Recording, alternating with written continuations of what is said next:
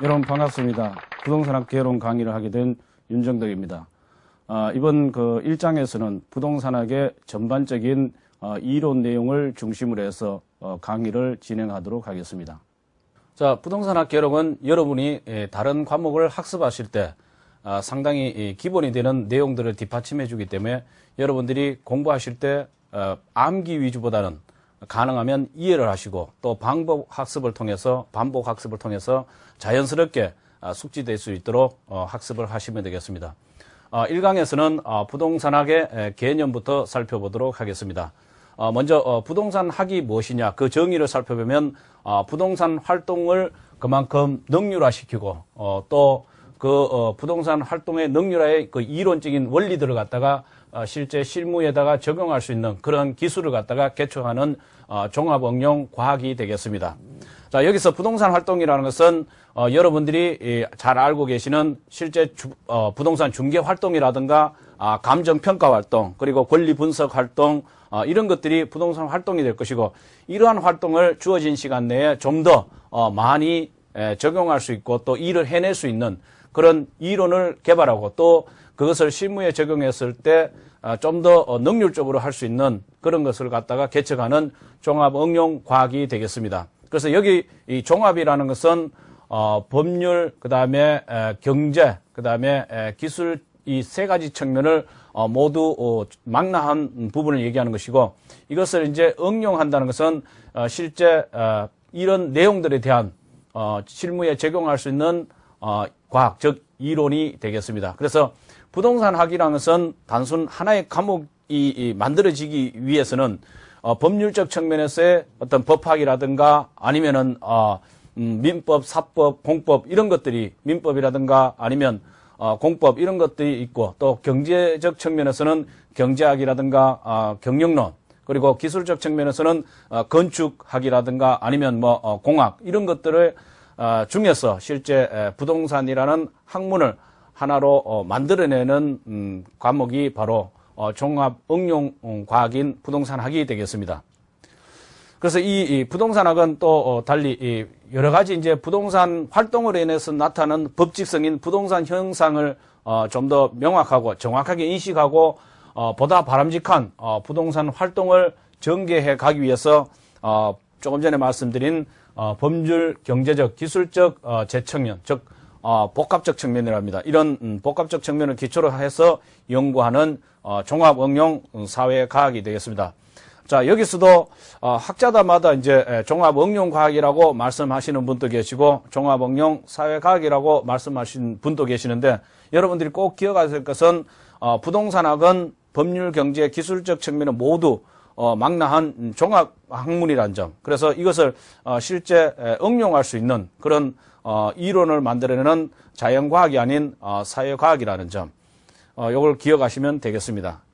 그 다음에 또 다른 학자 같은 경우는 부동산의 가치를 증진시키고 또 이와 관련된 의사결정, 즉 개발을 한다든가 아니면 금융을 해온다든가 그 다음에 투자를 한다든가 이런 의사결정을 할 수 있는 그런 과정을 연구하고 또 이런 것들을 갖다가 제대로 파악하기 위해서 역시 종합적 측면인 법률, 경제, 기술적 측면에 접근을 시도하는 무슨 과학이라고 종합응용 사회과학이다. 이렇게 순수 학문이 아니란 거죠. 순수 과학이 아니고 자연과학도 아니고 바로 사회과학이고 종합이라는 점 꼭 기억하시기 바랍니다. 그래서 학자들마다 실제 주장하는 부동산의 학의 정의에 있어서는 다소 이제 조금 다르게 보일지 모르지만 공통적으로 주장하는 부분은 종합응용 과학이라는 측면에서는 공통적으로 의견을 제시하고 있다는 점에서 주목을 하시면 되겠습니다. 그래서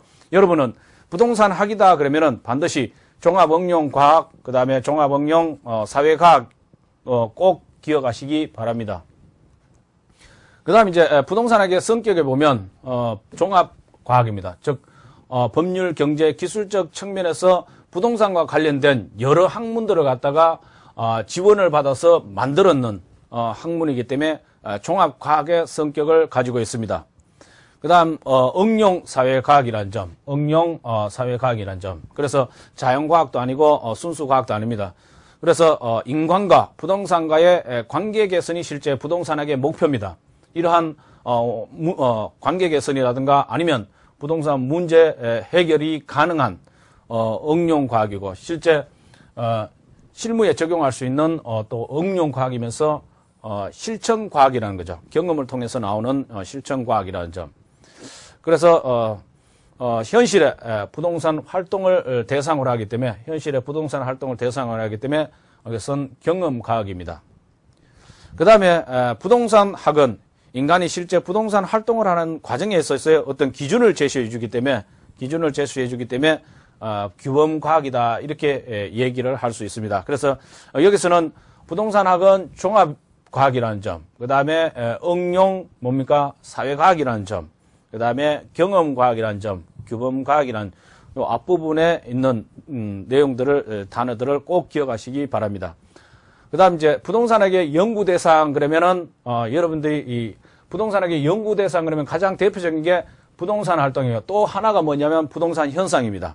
그래서 부동산학의 연구 대상은 부동산 현상과 부동산 활동이라는 거 반드시 기억하셔야 됩니다. 이거는 매번 기초 부분에서 출제가 되는 부분이기 때문에 꼭 기억하시면 좋겠습니다. 그래서 활동은 이 단어에서도 의미하다시피 동적 연구 대상이 되는 것이 대표적이고 또 이 활동을 통해서 나타나는 여러 가지 이제 법지성이 현상입니다. 그래서 부동산학의 연구 대상은 부동산 활동과 부동산 현상이라는 걸 꼭 기억하시면 되겠습니다. 이 부동산 환경은 실제 부동산 활동에 영향을 주는 부분이다 이렇게 보시면 되겠습니다. 그래서 이것은 이 부동산 환경에는 부동산 활동에 영향을 주는데 그 활동에 영향을 주는 이제 세 가지 분야가 있는데 가장 기본적인 기초 분야라든가 아니면 이제 결정 분야, 그 다음에 결정 지원 분야 이렇게 세 개로 나눠집니다. 기초 분야는 순수 이제 수학이라든가 아니면 민법이라든가 이런 식으로 기초 학문 분야를 얘기하는 것이고, 그다음 결정 분야라는 것은 개발을 한다든가 아니면은 금융을 해온다든가 그다음에 투자를 한다든가 이런 부분이 있죠. 이런 의사 결정을 하는 분야가 되겠습니다. 그리고 이러한 의사 결정을 하는데 필요한 지원 분야, 이걸 결정 지원 분야라고 하는데 이제 중개 활동이라든가 아니면 이제 감정 평가 활동, 그다음에 권리 분석 활동, 그죠? 그다음에 마케팅 이런 것들이 부동산 결정 지원 분야가 되겠습니다. 그래서 여러분들이 이제 부동산학의 연구 분야 이렇게 얘기하면 기초 분야, 결정 분야, 결정 지원 분야 이렇게 기억하시면 되고 이것이 이제 부동산 활동에 영향을 주게 됩니다. 부동산 활동에 영향을 주게 되는데 실제 부동산학의 연구 대상 그러면 요 두 가지만 기억하시면 되겠습니다. 부동산 활동과 부동산 현상 이렇게 기억하시면 되겠습니다.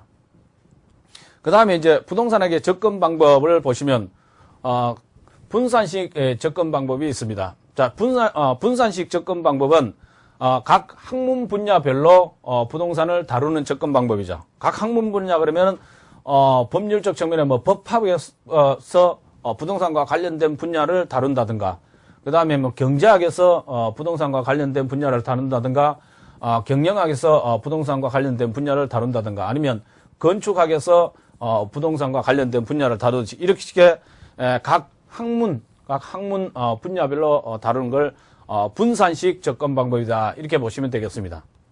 그 다음 두 번째 중점식 접근 방법입니다. 이 중점식 접근 방법이라는 것은 부동산 및 부동산 활동의 특정 측면, 자, 아까 학문별로